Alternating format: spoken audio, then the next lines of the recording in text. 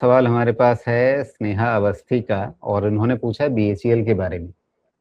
इसका शेयर क्या लगता है? तो देखिए स्नेहा जी, सोमेश जी को किसी शेयर के बारे में कुछ लगता नहीं है, लगता है तो वो हमें बताते नहीं है। क्यों नहीं बताते हैं?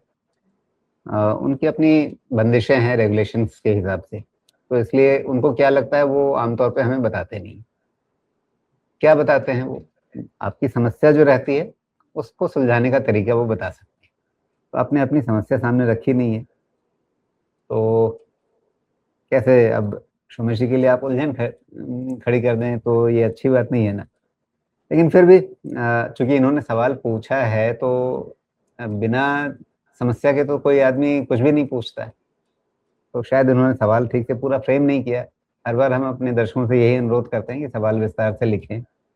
तो समस्या तो कुछ ना कुछ है, या तो फंसे हुए हैं या फिर मन में आ रहा होगा कि हाँ, भाव चल गया है वापस, बीच में बहुत समय ऊपर नीचे का देखा हमने, अब भाव वापस आया है तो क्या पैसा निकालें। कुछ ना कुछ तो मामला फंसा हुआ है। तो लबोलुबा ऐसा है कि स्नेहा का ये सवाल ना होते हुए भी राजीव जी ने इसको एक सवाल बना दिया है जिसका हम जवाब देने की कोशिश करते हैं। आइए बात करते हैं इस पे। तो देखिए बीएचईएल में क्या है, सिंपल चीज रीड करते हैं। आपको वैल्यूएशन के हिसाब से ये चीज महंगी लग सकती है, इसलिए वहां पे नहीं जाइए, वहां डिस्कशन करते ही प्रॉब्लम होगी क्योंकि हम 89 टाइम्स प्राइस अर्निंग पे बात करने लगे। बीएचईएल में देर इज समथिंग गुड जो आपको समझना चाहिए, and there is something very risky जिस पे आपको ध्यान भी रखना चाहिए। गुड क्या है वो समझिए। गुड ये है भाई साहब कि 335 के ऊपर इसका ऑल टाइम हाई का ब्रेकआउट है, एंड ऑल टाइम हाई का, सॉरी हाँ, 393 करीब 93 95 जो भी ऑल टाइम हाई का ब्रेकआउट है, प्लस रीसेंट 335 का जो था उसके ऊपर का भी ब्रेकआउट है। इन सब चीज़ों को कभी भी, चाहे नंबर्स जो भी बोले, आपको प्राइस वॉल्यूम को रिस्पेक्ट देना ही चाहिए। अब इस ब्रेकआउट को कैसे रीड किया जाए? अगर 335 का ब्रेकआउट है ना, तो आप समझिए कि 390 के आसपास ऑल टाइम हाई था। कितना आप यहाँ से डिविएशन ले लेंगे? आप 10-12% समझिए।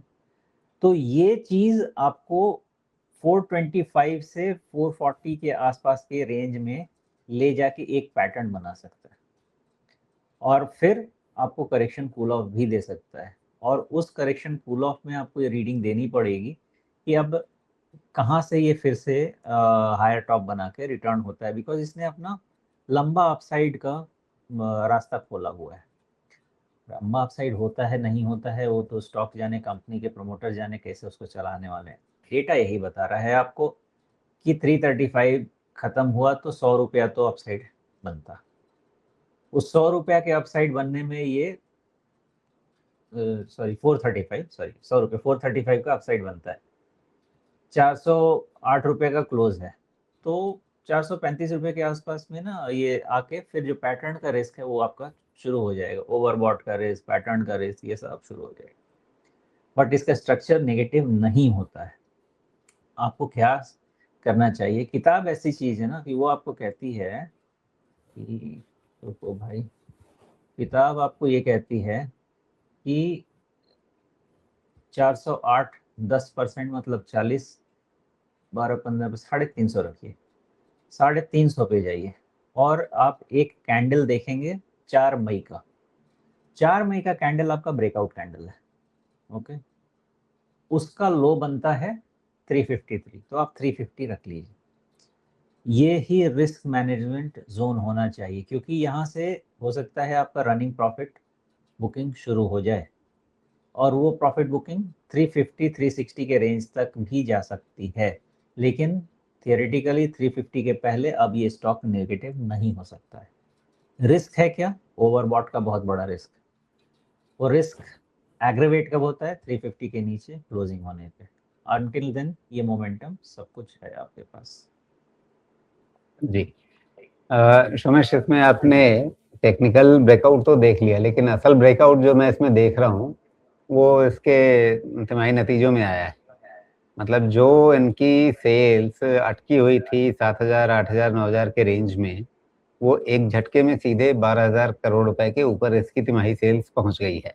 और इसमें ये पूरी तरह से कोई इसमें वन ऑफ आइटम्स भी नहीं है, सीधे सीधे ये दिख रहा है। आपका ऑपरेटिंग प्रॉफिट भी उसी हिसाब से सीधे लगभग 3 गुना हो गया है, आपका मुनाफा भी सीधे लगभग 3 गुना हो गया है। तो एक साफ-सुथरे ढंग से अपनी एग्ज़ीक्यूशन के दम पे ये इन्होंने अचानक से चमत्कार दिखाया है। ऐसा लग रहा है जैसे सो रहे थे, सोते-सोते जग गए और अब वापस हरकत में आ गए। मैं थोड़ा बोलूँगा कि इसको एक पिंच ऑफ सॉल्ट के साथ लीजिए, बिकॉज़ ईयर एंड का नंबर है, ईयर एंड क्वार्टर का नंबर है ये कितना सस्टेन होता है, नहीं होता है, देखिए ईयर एंड तो थोड़ा-सा ध्यान पिछले देना। मार्च 24 में भी आया होगा ना, मार्च 25 में भी आया होगा। उसके पहले भी 32-35% के ग्रोथ हो चुके हैं, एबनॉर्मल नहीं है। दिसंबर 24 क्वार्टर में भी आपका 30-32% का ग्रोथ था, उसके पहले भी 28% का ग्रोथ था, तो ऐसा एबनॉर्मल ग्रोथ नहीं है।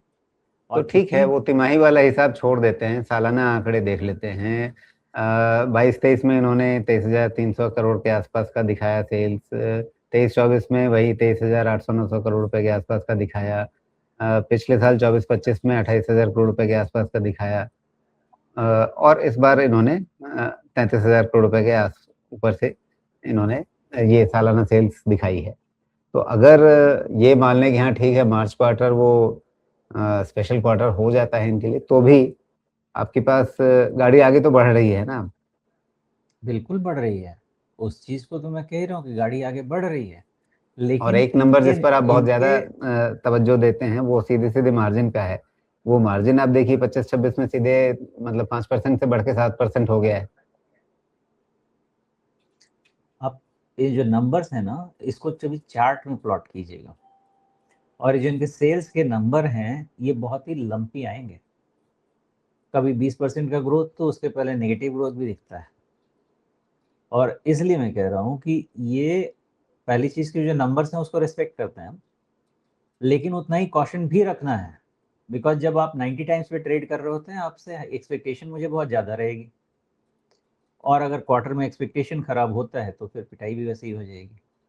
तो मैंने क्या बोला कि जिस तरह से इसका प्राइस निकला है, इसमें आप पॉजिटिव ही एक्सपेक्टेशन रखें, और ये नंबर्स भी दिख रहे हैं, लेकिन इनका जो चाल-चलन रहा है, वो ऐसा रहा है कि कभी-कभी गिर भी जाते हैं। तो गिरे तो फिर 90 टाइम्स से गिरने में समय नहीं लगेगा। जी।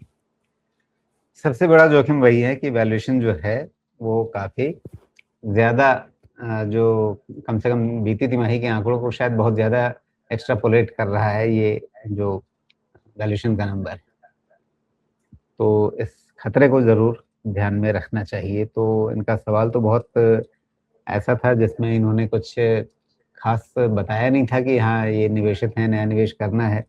तो रणनीति आपको ये सारी पिक्चर समझ करके और जो लेवल्स टेक्निकली सोमेश जी ने बताए, उन सबको मिला-जुला करके आप अपना एक नज़रिया बनाएँ, अपनी रणनीति बनाएँ, क्योंकि सोमेश जी बार-बार ये कहते हैं कि वो यहाँ पे बाय, सेल, होल्ड वाले रिकमेंडेशन नहीं देते हैं, आपके सामने सारी तस्वीर रख देते हैं। उसको एक इनपुट की तरह से इस्तेमाल कीजिए, उसके आगे अपनी रिसर्च कीजिए, पढ़ाई-लिखाई कीजिए, खोजबीन करिए और उसके हिसाब से अपने इन्फॉर्म्ड डिसीजंस लीजिए। यही हमारे इस कार्यक्रम का उद्देश्य भी है।